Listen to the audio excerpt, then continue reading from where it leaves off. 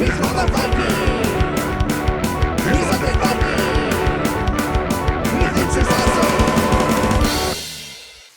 everybody, it's me, Undead Viking. I want to take some time out of your day to talk to you about this game. It's called Winds of Fortune. Winds of Fortune is a two-player game that is nautically based, as you can probably guess by the title. And it is a combat game that has the cards being representing the ships and the monsters that you're going to be using to attack the other player's flagships, locations, and ships and monsters as well. And you are these two factions that have these big, giant, massive flagships that are represented by 3 cards each that have powers and abilities, and these two flagships are meeting in the middle of the ocean, and they have all these other different ships and everything and monsters fighting for them, and you will be jockeying back and forth between the two of you, trying to put your units in the best possible position where they can help you out most, and hopefully you are able to then annihilate your opponent and destroy them. Along the way, you're going to be collecting gold doubloons that you're going to be using to spend for all these abilities. You're going to be casting spells. You're going to be summoning creatures from the deep and placing cool little locations as well that are going to be extra powers. And you're going to be wanting to chain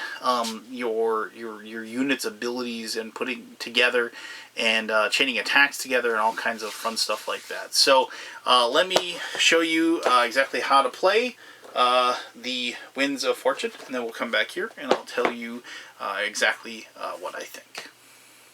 Alright, this is Winds of Fortune, and it is a two-player game, as I said, and it is going to be against the two different warring factions. The world is kind of interesting. The backstory of it is basically this is a like our present-day world. Well, actually, you shouldn't say present-day world, like kind of during the Age of Sail, if you will. And there's a cataclysmic event, and basically only the nations that had like a large number of their people out to sea and had a large navy were the ones to survive. And so now the world is completely different. And so like in this case we have this one faction which is more based on like pirates and crazy sea monsters and what have you, and then we have a faction that is like religious zealots, if you will. And so in this situation that we're warring, obviously as the game progresses and more expansions are made, there will be more of those factions and more interesting cards and different things that they can do. But that's what we have right now. The game comes with 2 starting decks that are pre-made and they're ready to go. They do include a big giant deck of boosters as well, so you can go ahead and mix and match. But I've played the game right out of the box with the setup that they've made, and the game is very, very challenging for both players. And they have both sides have strengths and weaknesses, and it's really fun to duke it out. And we have played with the boosters as well. We've kind of mixed and matched, and it's been fun trying to create our own deck, if you will. But I just for the spirit of this demonstration, I've gone ahead and just given the starting decks. So to begin the game, you are going to pick a rear, a middle, and a front for your flagship. This is if you lose the flagship, you lose the game, and each spot has a certain number of health points, and if it loses that much health, you flip it over like so to show that it has been destroyed. Each of those spots has a certain power as well. So like the bow or whatever, blessed figurehead, it says when this section is destroyed, you immediately place a demoralized token on each enemy ship. Demoralized tokens are these, and inspire tokens are those. If you have a token that's demoralized, the target has a -1 to their attack value, and it inspires, you can probably guess, gives a +1 to their attack value. The reinforced hull, you can see it has 15 health. And reduce all damage dealt to this section by 1 to a minimum of 1. And finally we have the treasure hold. Immediately refresh 1 doubloon at the end of your turn. Doubloons are just what you think they are. They're gold coins, and they're what are used to pay for other cards that you're going to activate and put out into the board right here. And to refresh, when you refresh them, they go over here, so then they can be used in your treasury, and then they immediately go back over to spent. You don't, after you gain these, unless like the other player has a card or something like that allows them to steal those doubloons from you, and there are a few of those, but for the most part, these stay with you. They don't go anywhere. You know, they're there for you, and as you gain more and more as the game progresses, you know, you will, like, it has a ramp up effect that actually is kind of a very, very good effect for the game, because it makes it more interesting, and it keeps you on your toes, and like you can really feel like towards the end the tension as far as, like, you know, people getting the bigger and better ships out and being able to activate them makes the game a lot more fun, a lot more fraught with tension and danger towards the end. But anyway, so the first player, whoever you determine the first player, is going to start with 2 coins. I put some cards out here just so I can show you the combat here in just a little bit. So don't pay attention to that. Like, pretend it's not there. But anyway, so the first player will start with 2 coins. The second player will have 3 coins, because if you start your start player, you get the first go. So you have one less coin than the other person. Each person will draw 5 cards at the top of their deck. 3, 4, 5.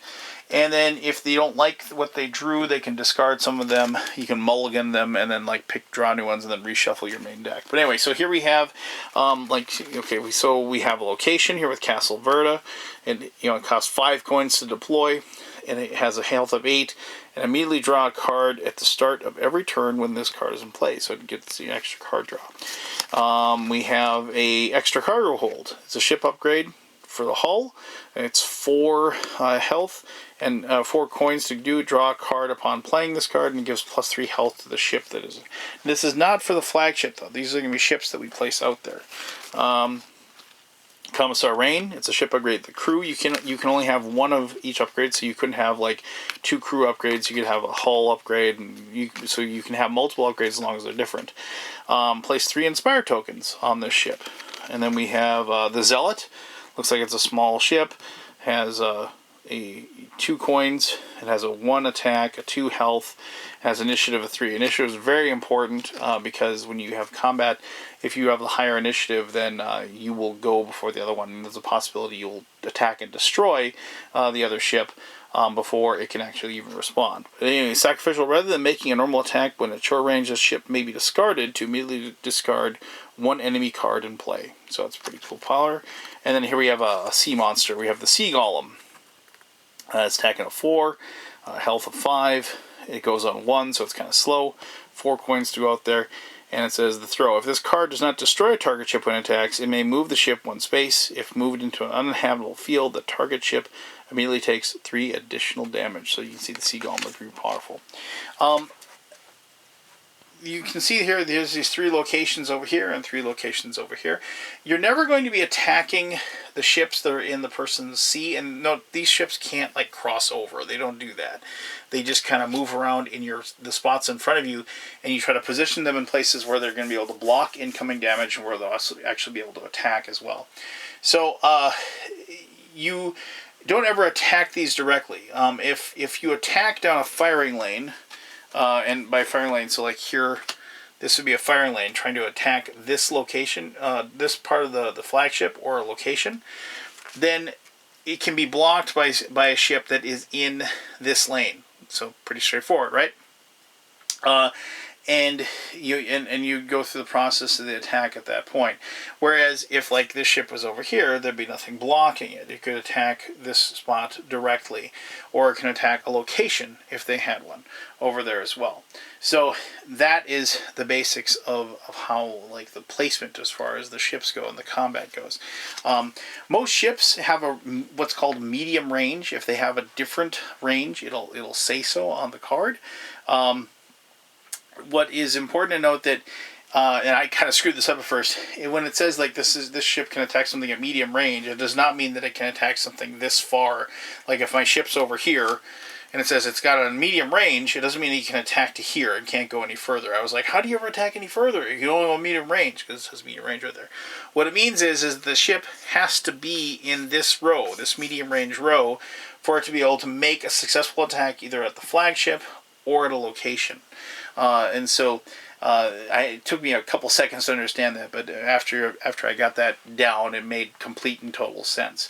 So that's how that works. Now, at the beginning of your turn, you have the option of either drawing another card or taking a gold coin.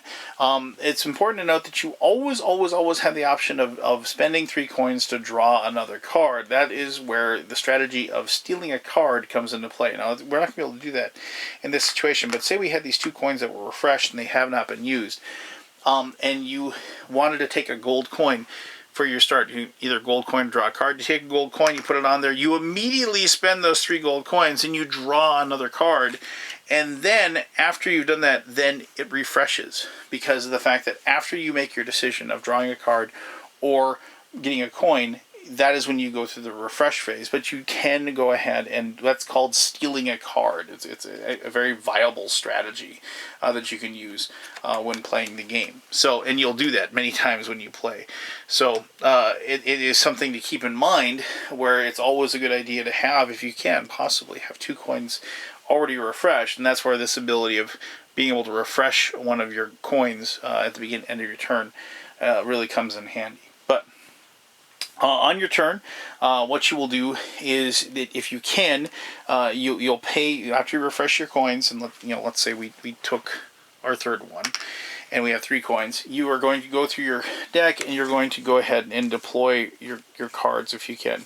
And so, like here you have like this one that's got 2 coins, so you could go ahead and you can place it in any one of these rows right here. And this is long range, so most likely they're not going to be able to hit anything, but technically you can't attack with a ship on the first turn anyway. So you place that down, it costs 2 coins, you're going to take those 2 coins, you're going to move them over to that location, like so. And and then if you have another card that like you're not going to have one that costs 1 coin, but then you would be done. And but you can, at that point, if you want to, you can move your ship. And so you just kind of move it, like you move it forward. You can't go diagonal, but you can move it orthogonally in any direction. So you want to get the zealot out there, hopefully to get within range, because now it can attack and make an attack on the next turn. And then so at the end of your turn, if you have anything like this one where you move that 1 coin over like so, like that, and now we're in a perfect spot to actually do the whole stealing a coin process on our next turn, and then we go. And that's how your turn goes. I should mention that at the same time that when you're making your decisions as far as whether or not you're going to draw a card or take a gold doubloon on your turn, if there are any ships that have tokens on them, if we have, let me see here. I don't have another ship. Here we go, another ship. So let's say, this ship had 2 demoralized tokens, that has an inspiration token. At the beginning of your turn, you have to take one of those tokens off, like so, and remove them. And that's how those aren't permanent, they eventually do go away. But you have to make sure that you take one of those off in each of those, and that's not an optional thing. You have to do it. Obviously you'd be happy to do it when it's the demoralize token, but with the inspirations you have to remove them as well. So you need to take advantage of that inspiration and that extra attack power while it's still available. So now let's say, let me just grab real quick here. Let's say you had a couple of ships that could actually attack, so let's just put this guy here, and let's take our buddy the Seagull and put him right there. And so on your turn, when you can declare your attacks, and what you do is you just say, let me see if I can find a location here. You're just going to take one of your items, or you're either a monster or a ship, and you're going to say that I'm going to go ahead and make an attack. And then at that point, when you decide that you're going to attack, you have to decide if you're going to attack a location. So like here's the Cult of the Reef Spawn Yard. And so all Cult of the Reef ships cost 1 less to play. Well, this card is in play, so that's pretty nice. It's got 5 health, so we'll just go ahead and put that guy there. So that's like a location. So when you attack, what you're going to do is you're going to say, well, I'm going to attack that location, or I'm going to attack the spot. So like if the Sea Golem said I'm going to attack this location here, there'd be nobody to block him, see? And so then you would just take, he's got 4 attack, and then you would just take these tokens. There's a 3 and a 1, and you place that on there to show that you've done the damage, because there's nothing to defend it. And that's not going to happen very often, because people are going to get their things out there, and they're going. And so, but once you attack, you move it like that, and so they're unable to do anything on their turn. Now, it should be noted that even though it is exhausted, you still would get to move the sea golem on the turn, so you can move it left or right or what have you. So, in this situation, like if you had the zealot, it only has an attack of 1, but like let's say it says, "Oh, I'm going to attack here." Now, obviously, like now the other player can go ahead and say, "I'm going to defend with the Barracuda." Now, here's where it gets a little bit tricky, because of the fact that you have to compare the initiatives of the two things that are fighting. So, in this situation, you have the Zealot, which has an initiative of 3, and you have the Barracuda with initiative 3. They're both exactly the same, so they're both going to attack at exactly the same time. And so this has an attack of 1. It's going to hit here. It's going to do 1 point of damage, and it's going to knock this down. Do 1 point of the 5 that it has. And here, this one has an attack of 4, and it has a defense of 2, and the Zealot is going to get destroyed. And so you're just going to then go ahead and remove the Zealot from the attack. And because this defended and blocked, you're going to exhaust it, like so. And that's important, even though on the beginning of the next turn, the player is going to be able to refresh the ship. But that's important because it can't block anymore. So if we had another ship, waiting in the wings, whatever, we can attack, and then we could have a free reign to hit over here. And so, but we're going to have to put the 1 health on there, like so. And so let's just do the last one here. We have a hammerhead, and we have the Seraphim. And rather than targeting an enemy's flagship, the ship may choose to target any enemy card in play that is not currently depleted. So that's kind of cool. The Seraphim, once again, like it has things like this have like rules to break, the standards, but it's pretty normal for these types of games. But this has a 2 for the hammerhead, and this has a 4. So the 4 is going to go first. So then the 3 attack would attack this, and it would knock this down to 3 health. And then this is, once again, remember, the hammerhead is here, and we're here, and so we're attacking to this, or maybe we're attacking the location. It doesn't matter. We have to. The hammerhead has to decide if it's going to block it, and the hammerhead said, "I'm going to go ahead and block." So we have the 4 goes first. So the 4 has an attack value of 3, so we would just go ahead and put a 3 here. The hammerhead has a 6 health, so it isn't destroyed. And then we go down to the 2, which is on now, and it has attack value of 3. And then this one has a defense of 3, and so this one would get destroyed as well. Now, probably we wouldn't do that if we were the player playing the religious fanatics over here, but it is something that because you're going to be able to see what ships can block and what they can do, but you have to do damage, and you have to kind of knock these things down. And that's where the demoralized tokens and the inspiration tokens come in handy as well. So if you had some sort of boost, then maybe we had some sort of boost on like the Seraphim. Maybe if like we had this here, it has an attack of 3, but maybe we had just put that captain on there. Like I apologize. Let me get up the captain. So maybe we had upgraded on our turn the Commissar Rain, and so then you would place him on there, and it has those 3 inspiration tokens, raising the attack to 6. Well, in that situation, then it goes first. This has a 6 health. And if we block with it, it's going to kill the hammerhead, and then it's not going to be there anymore. And so then we've taken out a unit, and then hopefully, theoretically, in the next turn, we can go ahead and get attack. So the game continues until one person's complete flagship has been destroyed, and that's all 3 parts. And once all 3 parts are destroyed, then that person loses, and the other person is declared the winner. There's there's tons of different cards and tons of different effects and tons of different things. I mean, you have effects like Broken Compass allows you to move another person's card. So if somebody's got a good defense, you can get them to move it around. We have upgrades that are like to the bow, which gives a +2 health of the bow chasers, like more cannons. You have like locations where all Holy Craftsman ships cost 1 less. A lot like that Cult of the Reef over there. And so there's tons of different things out there, and tons of different upgrades and actions and whatever, and certain things that actually will affect other people, like an economic collapse. It has an X up here, so the target player immediately spends X plus 2 doubloons, where X is the amount played. So you can actually then spend the other person's money before they get a chance to use it. And so there's all sorts of different things like that, and plus a bunch more cards located within this booster.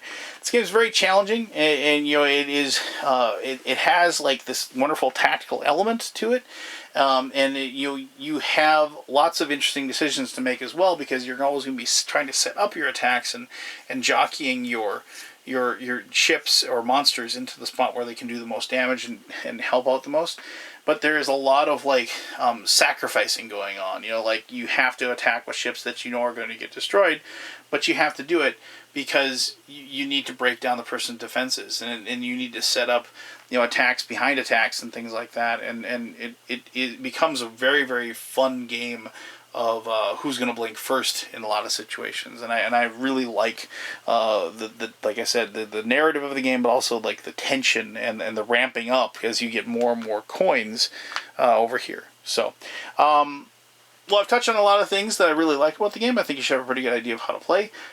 So let me tell you exactly in more detail what I really like about Winds of Fortune. The two-player combat card game has kind of had a bit of a renaissance with me lately. I've never been the biggest fan of this type of game. I played a lot of Call of Cthulhu living card game, and that was kind of the zenith for me as far as what I really enjoyed. I've never really been big on coming up with huge decks that are have the specific purpose and building it together and all these different powers and abilities. And it's not that I don't think that's cool, and I don't think that if you have that wiring in your head to figure that out. My good friend Travis is a very, very avid Netrunner player. He's able to do those things and put those decks together, and I admire him for it. But that's just not me. But lately I've been finding these two-player card games, these two-player combat card games, to be very, very enjoyable and very, very fun. I think it's the one-on-one aspect that I'm enjoying the most. I think it's just because it's me and the other person going at it. Now, you're most likely, if you're watching this video, you are already a fan of this type of game. This one-on-one card-driven, different powered and variable powers and resources and whatever you want to call it. You're a fan of this type of game. So I'm going off of that and saying that, what do I like about this game? Well, just for starters, I like the fact that it isn't abstract. I like the fact that my people are on a grid, my ships, my monsters are on a grid, and the spot they're in is just as important as their powers and abilities. If I don't have them in the spot where they can actually do something valuable for me, then it's not doing me any good for having them out there. So I can't just flap a card down on the table and say, I have this thing, I'm going to use him now. I have to get him into a spot where it's actually going to do me the most good, and I like that aspect. I like it removes some of the well, I mean, I should say this game, these types of games have lots of theme, but when you don't actually have technically a vision of the battlefield, then it removes some of the theme for me. But after that, it's just whatever pictures on the card or whatever really doesn't mean anything to me. It's just a bunch of numbers, so don't even bother with the picture. It is what it is. Just put those little stats on there and we'll go from there. But when you actually do have this out there, it does kind of create the battlefield. It creates the world, if you will, and I like that. I really like the theme too. I like the idea of these I like the idea of Age of Sail type combat, but I really like the idea of Age of Sail with a bunch of Cthulhu monsters thrown in on top of it type of combat. I dig the theme. I like these two different factions, how different they are. These creatures of the reef and these zealots or whatever. It just when I thought of it, like all these different like ideas of like weird like D&D campaigns and things like that come to mind, and I've always wanted to run a. And this is kind of neither here nor there, but I've always really wanted to run like a pirate themed D&D campaign, and this type of art and this type of uh, setting is very evocative for me. It created these images in my head while I played, especially well, actually both, but I mean the Creatures of the Reef, I've always been a fan of like sharks and sea monsters and things like that, and so like this Cult of the Reef group like really like created that in my head, and like it's kind of a neat thinking about these like shadowy beings beneath the waves or whatever, with these like cool ulterior motives or whatever. So it's one of those games that is both factions have their own strengths and weaknesses, as you can probably surmise, but neither of them really feel like they outweigh the other one. I mean, I can't imagine the amount of testing and the amount of work that must go into creating these decks and creating these powers and creating these units and what have you, and still maintain a semblance of like evenness. It's like I never, other than personal likes and dislikes, I don't think either faction is more powerful than the other. I really enjoyed, actually, after we had played it a few times, me and my buddy Derek, I really enjoyed the process of like us drafting a deck, after the fact, like going into the boosters, the booster pack, and like getting the cards out of this, and then like putting together like our own deck, and trying to see how it worked and whether or not it was like a viable strategy.